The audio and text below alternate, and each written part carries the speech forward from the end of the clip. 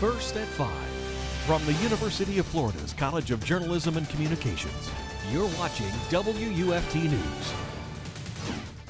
Explosions at the Boston Marathon caused dozens of injuries and at least 2 deaths. That's our top story tonight. I'm Cameron Deegan. And I'm Lauren Letellier. The AP also reports authorities may have found other bombs in the city. We don't know yet the cause of the explosions. The winner had crossed the finish line hours before, but others were still finishing the race. Venezuela has a new president just over 6 months after Hugo Chavez was reelected. After Chavez died last month, another election brought another chance for change. But as WUFT's Alex de Armas reports, one local Venezuelan says this is the most disappointing election he's ever experienced. While the streets of Caracas, Venezuela were flooded last night with people cheering the new president's name, here in Gainesville, Venezuelan Carlos Sanchez worried for his country's future. This is the saddest thing that happened in my life. Sanchez left his country for opportunities he couldn't find in Venezuela. He's a business student at Santa Fe College. He's been in Gainesville for just a year and says his heart is in his country with his family. My heart is always going to be there. But his heart was broken after hearing last night's results. Nicolas Maduro, handpicked by the late Hugo Chavez, squeaked past opposition candidate Enrique Capriles by a margin of less than 1%. Sanchez says he can't believe the outcome. Over all the elections that we went through, this has been the worst. It's sad how people can be voting for a guy that doesn't know anything about politics. Maduro was a bus driver and loyal to Chavez. He says he's Chavez's son since they share political views. He's not Chavez. I mean, he's been saying that he's the son of Chavez and all that kind of stuff, but he's not the same. Capriles is demanding a recount, but it's not clear if election officials will let it happen. As for Carlos Sanchez, studying here in Gainesville, he says he'll keep waiting for changes back home. I always gonna have the hope. I mean, I have hope right now. Alex de Armas, WUFT News. The White House is also calling for a recount. Gainesville police are investigating an occupied home burglary and rape. It happened at 4 a.m. this morning at a residence in the 400 block of Southwest 10th Street. Police say a gunman entered through an unlocked rear door, sexually assaulted a woman, and escaped after stealing 2 MacBook Pro laptops, an iPhone, and other items. The suspect was described as a thin black man wearing a gray sweatshirt, black skinny jeans, and wraparound sunglasses. If you have any information that can help solve the case, GPD's anonymous tip line is 393-7700. And 3 men were charged with firing shots near the Spring Manor apartments in Ocala. To make the arrest, police chased down a black Hummer H2 and recovered weapons dumped on the street. Adrian Isham, Nathaniel Peterson, and Christopher Foster were all charged with discharging a firearm in public. Authorities say cocaine was found on Foster when he was booked into jail, so he's also charged with possession with intent to distribute. After the massacre at Sandy Hook Elementary, authorities in Alachua County pulled all the stops to widen the footprint of school resource officers to begin a presence at elementary schools. The costs are high, and one bill in the legislature would authorize a local option tax for districts that prefer this approach. WUFT's Cameron Taylor has an in-depth look at the funding question.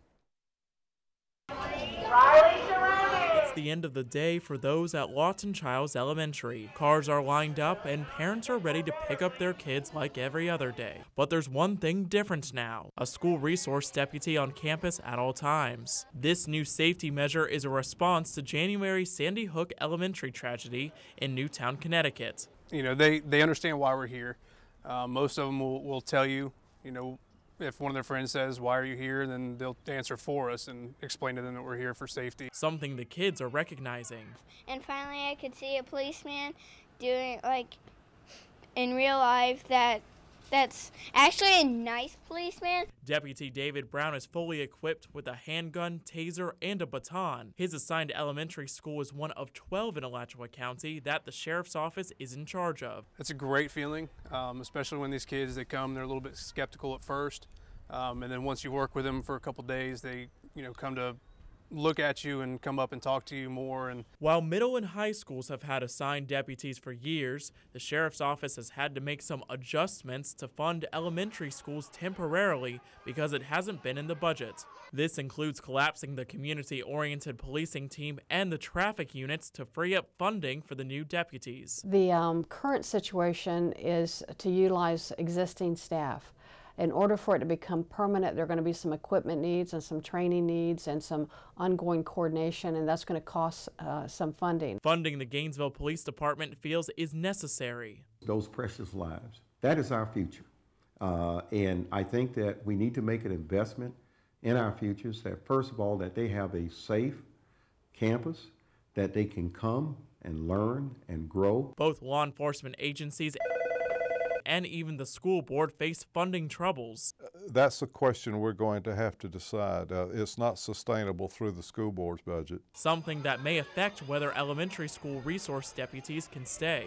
It's not sustainable through the present budget that the sheriff or the chief of police have. So that's an issue we're going to have to grapple with. GPD says it costs around $64,000 per officer. Let's multiply that by the number of elementary schools they cover. That's $704,000. ASO says it costs around $155,000 per deputy. Let's multiply that by the number of elementary schools.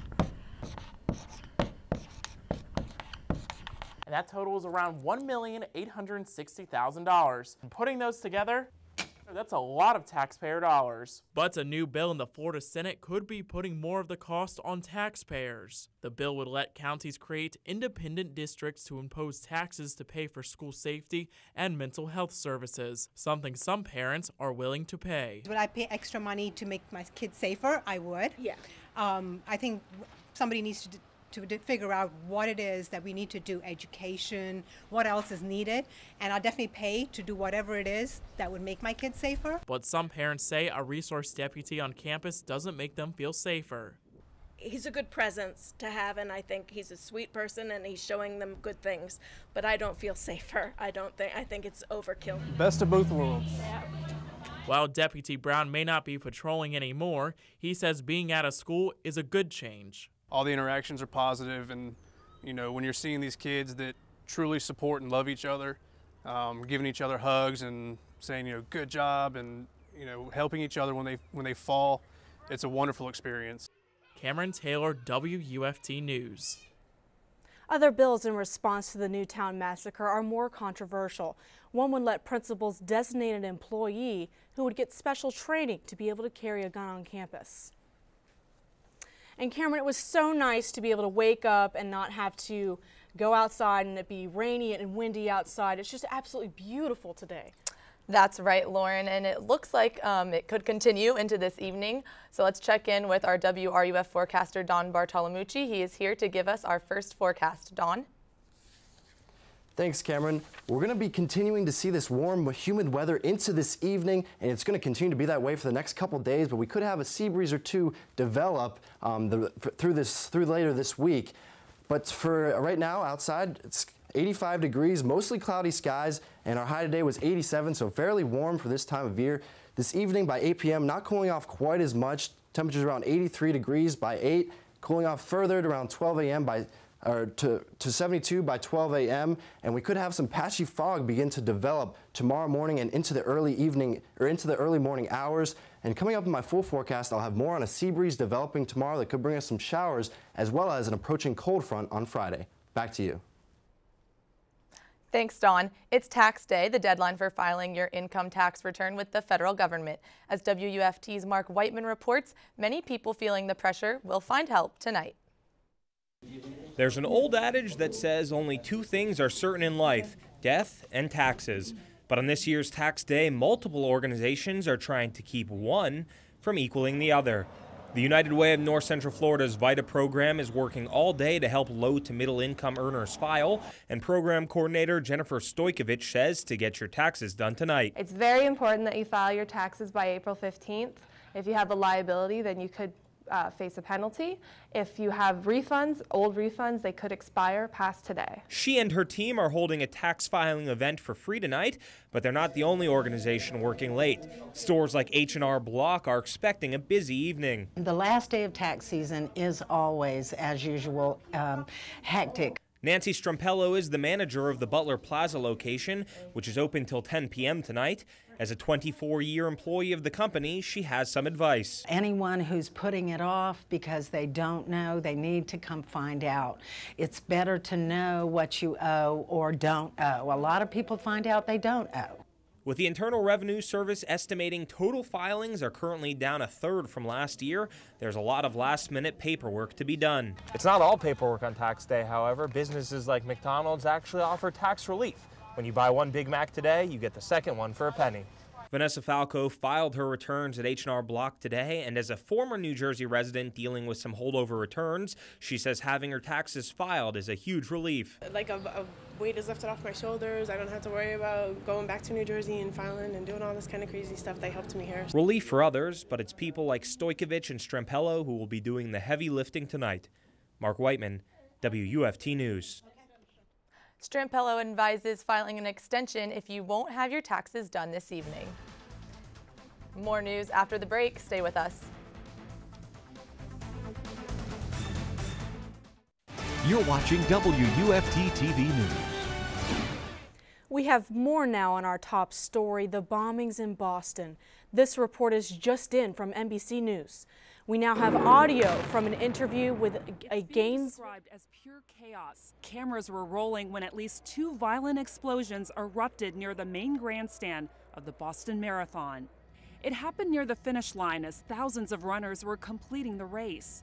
The 2 loud explosions ripped across the area, sending spectators and marathoners fleeing. There was just debris coming right across the street, and then everybody just started running and yelling, and we ran into the Mandarin Hotel.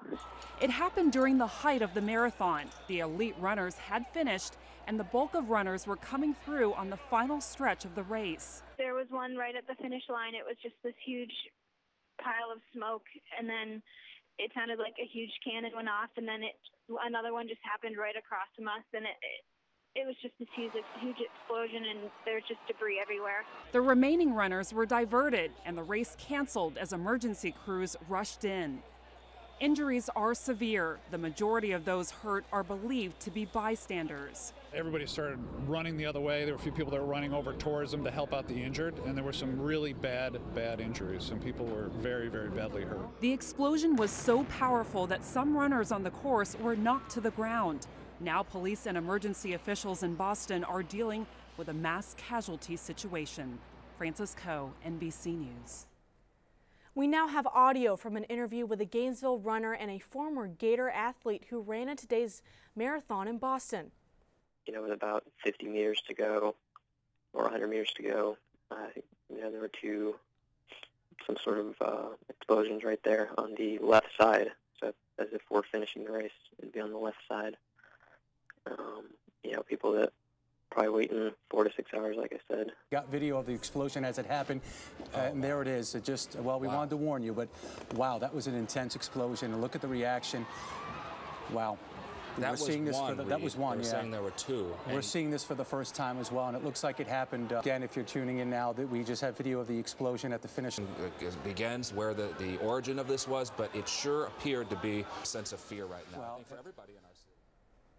Again, 2 explosions went off about 50 yards apart near the finish line area, and there are reports of another explosion at a library, and yet another device being found. The Boston Police Department says 2 are dead and 23 are injured. We expect more coverage coming up at 5:30 on BBC World News. Then count on the NewsHour at 7 to dig deeper into what's known about the explosions.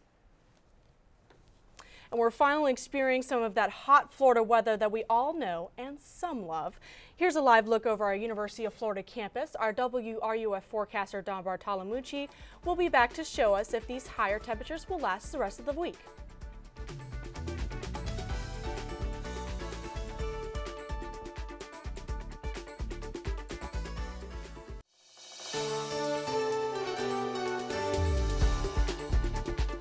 It's been hot and humid all day today, and that's likely to continue and be the trend for the next couple days, at least through Thursday. And then Friday, we may have a front move into our area that's going to cause some showers and thunderstorms Friday night and into Saturday. But first, let me get you through tonight and into this evening, kind of what happened today.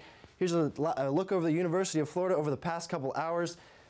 Temperatures were 87 degrees were our high today, and we kind of went in and out of cloudiness all day and pretty much didn't get to see any full sun. And that's likely going to be the trend for the next couple days here in north central Florida. Through Thursday, it'll be mostly dry and warm with sea breezes showers possible tomorrow and on Wednesday and Thursday maybe. And then Friday night, a front will move through and will bring us some more organized showers and thunderstorms. And then this weekend, we'll cool down back into the 70s and we'll have lower humidity, so it'll be noticeably cooler for us here for this weekend.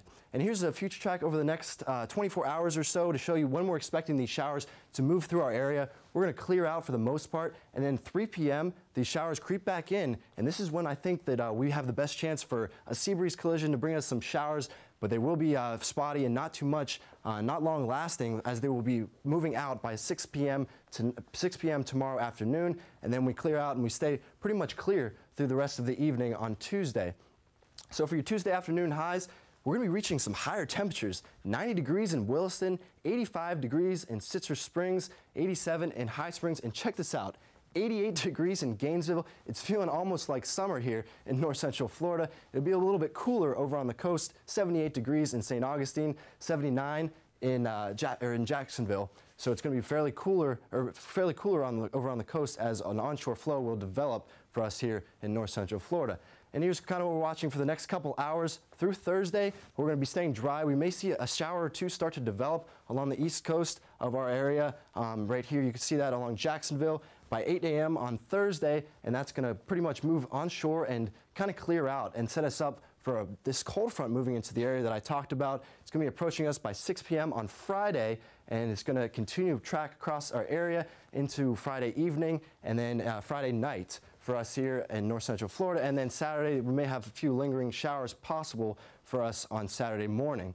But for Tuesday, 64 degrees when you wake up tomorrow, around 7 a.m., 81 degrees by 12 p.m., and 88 degrees by 5 p.m. That's when I think we'll start to see the showers possible. Just before that, right around 2 p.m. to 6 p.m. is when those showers could begin to develop. And here's my WRUF 6-day outlook.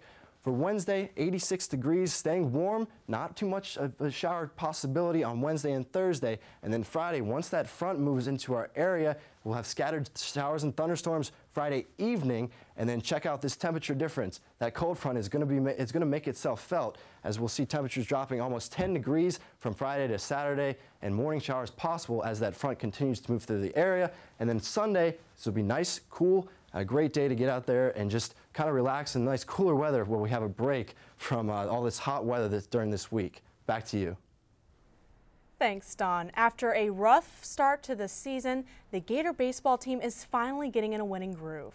Our sports anchor, Chris Kirshner, has more on their successful weekend. That's right. The Gator baseball team picked up a huge series win over a top 10 foe, and at the end of the day, it wasn't even close. We'll have more on that coming up in sports.